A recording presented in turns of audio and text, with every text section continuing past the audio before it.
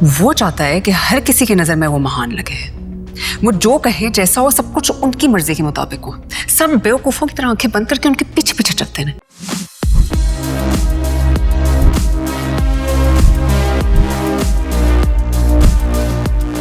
آج ہم بات کریں گے ARY پہ شائع ہونے والا پروگرام شر پسند کے اس کردار کے بارے میں جو بظاہر بہت معصوم محسوس ہوتا ہے، بہت نرم، بہت مہذب، بہت مذہبی، یہاں تک کہ بہت خاندانی محسوس ہوتا ہے، لیکن اندر سے وہ محبت کے نام پہ کنٹرول کرتا ہے، دوسروں کو کچلنا چاہتا ہے اور میں تو اچھا ہوں کی ڈھال پہ خود کی انا کی تسکین کے پیچھے بھاگتا ہے۔ جی ہاں، میں بات کر رہا ہوں فراست علی، پلیڈ بائی نعمان اعجاز۔ بہت زبردست اس انسان نے ایکٹنگ کی ہے اور یقین مانے Firasat Ali is a classical example of covert narcissist. دیکھیں، فراست علی کا جو ہتھیار ہے نا، وہ ہے اس کی آواز، اس کا لہجہ۔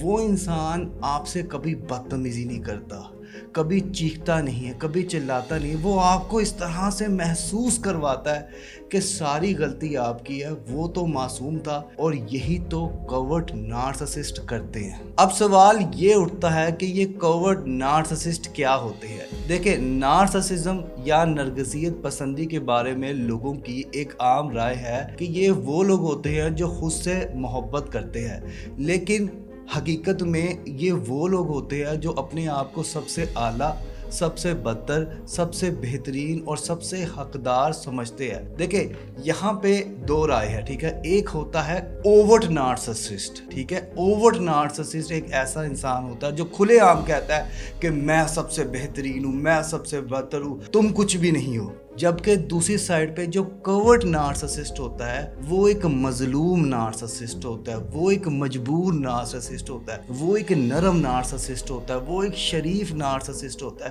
لیکن کھیل وہ وہی کھیل رہا ہوتا ہے اور وہ ہے آپ کو کنٹرول کرنا۔ نارسسسٹ کنٹرول کرتے ہیں، کچھ لوگ یہاں سے پکڑ کے کر لیتے ہیں، کچھ لوگ اس طرح سے کر لیتے ہیں، لیکن کام ان کا یہی ہوتا ہے کہ کنٹرول کرنا۔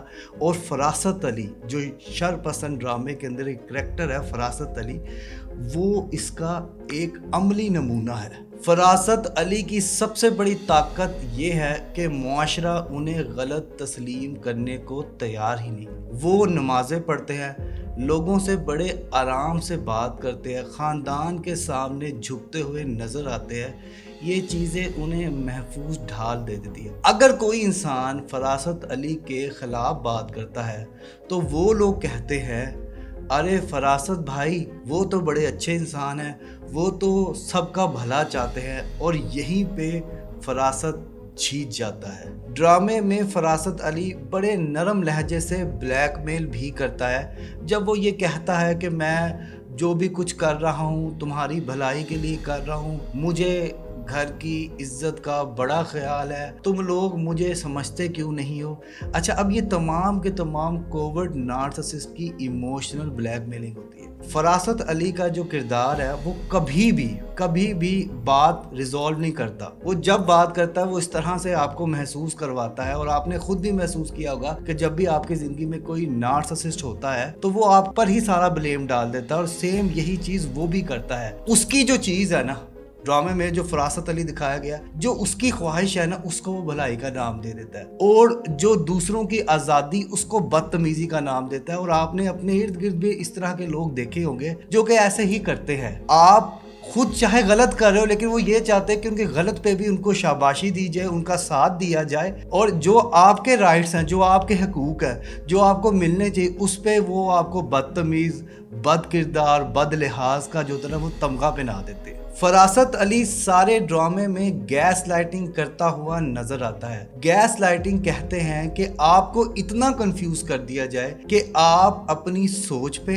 اپنی سمجھ پہ، اپنی برداشت پہ اور اپنے جذبات پہ خود ہی شک کرنا شروع کر دے۔ اور فراست علی یہ کام بڑی باخوبی کرتا ہے۔ جب صنم اسے کہتی ہے کہ تم نے میرے اوپر ظلم کیا ہے، تو وہ کہتا ہے، میں نے ظلم؟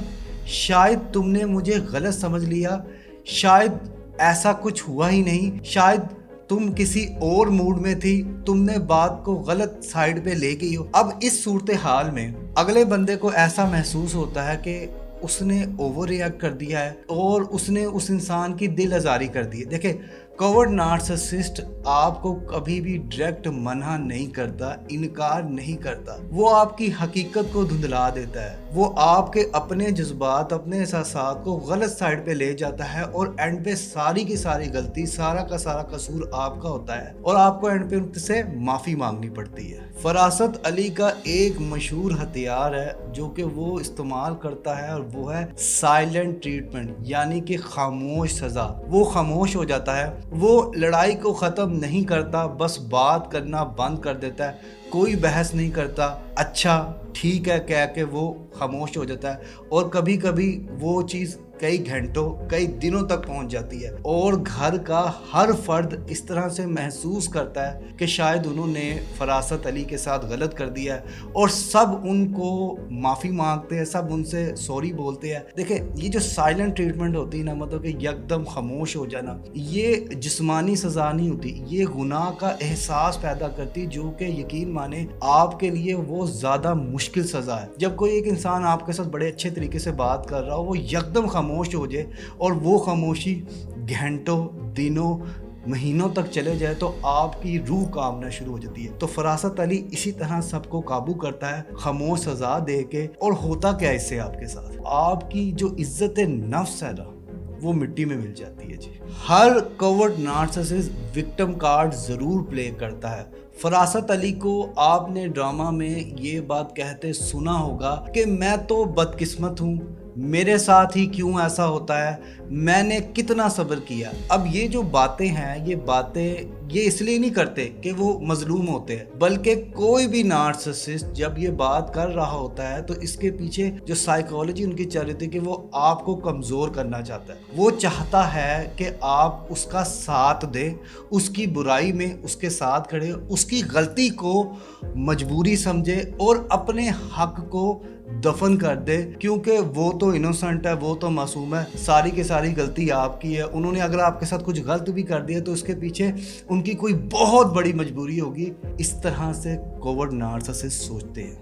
नार्सिसिस्ट इंसान कंट्रोल को मोहब्बत का नाम देखते हैं। जब आप ड्रामा देखेंगे तो फरासत अली का जो किरदार है वो डायरेक्ट किसी को मना नहीं करता, वो ये कहता है कि तुम्हें लगता है कि ये ठीक है, वो कहता है कि मैं तुम्हें गलत रास्ते पे चलने नहीं दूंगा, वो कहता है कि मैं तो तुम्हारी इज्जत बचा रहा था। ये मैनिपुलेशन टेक्निक है, ये मोहब्बत के नाम पे कंट्रोल करने का तरीकाकार है। कोई भी ऐसी चीज़ जो कि आपके हक़ आज़ादी या हक़ खुद मुख्तारी छीन ले, वो कंट्रोल होता है। और नार्सिसिस्ट इंसान आपको हर जगह से कंट्रोल करना चाहते हैं। आप उनकी मर्जी के मुताबिक सांसें ले कि एक दिन में आपने 50 सांसें लेनी है, 50 इनहेल करने और 50 ही एक्सहेल करनी है। तो ये मोहब्बत के नाम पे कंट्रोल है। और वक्तन और वक्तन उस ड्रामा सीरियल में भी एंड पे जाके उनकी घर वालों को भी इस चीज़ का अंदाज़ा हो जाता है कि यार ये मोहब्बत नहीं है, ये मलकियत है, ओनरशिप है, ये कंट्रोल है। फरासत अली जैसे किरदार अकेले ताकतवर नहीं होते,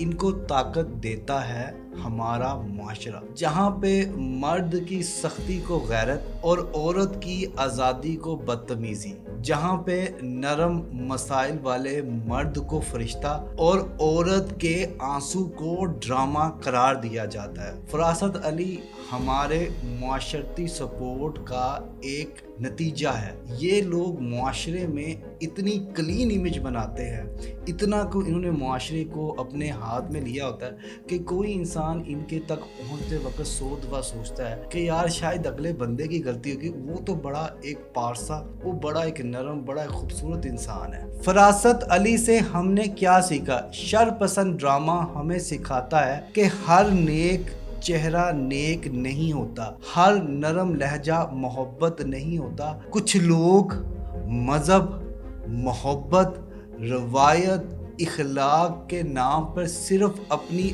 अना की पूजा करते हैं। फरासत अली चीख कर नहीं तोड़ता, वो नरमी से तोड़ने पर मजबूर कर देता है। और कवर्ड नार्सिसिस्ट लोगों की ख़ास बात ये होती है कि ये आपको डरा देते हैं, खुद को खुद पर ही शर्मिंदा कर देते हैं। ये आपको शर्मिंदा करते हैं, آپ کی خوشی پہ شرمندہ کرتے ہیں, آپ کے اپنے حق پہ شرمندہ کرتے ہیں, آپ کو آپ کی آواز پہ شرمندہ کرتے ہیں. اگر آپ نے کوئی اس طرح کا کردار, فراست علی جیسا یا کوئی بھی نارسسسٹ کردار آپ نے کسی بھی ڈرامے میں دیکھا ہے تو کمنٹ میں مجھے اس ڈرامے کا نام ضرور مینشن کیجیے گا. 1-on-1 آن لائن کاؤنسلنگ لینے کے لیے نیچے دیے گئے نمبر پہ یا پروفائل میں دیے گئے نمبر پہ رابطہ کر کے آپ اپنا آن لائن کاؤنسلنگ سیشن بک کر سکتے ہیں. لائک کیجیے اور سبسکرائب کیجیے ہمارے چینل کو, اور ساتھ ہی ساتھ دبائیے بیل کے آئیکن کو تاکہ آپ کو مل سکے ہمارے چینل کی ہر نیو اپڈیٹ.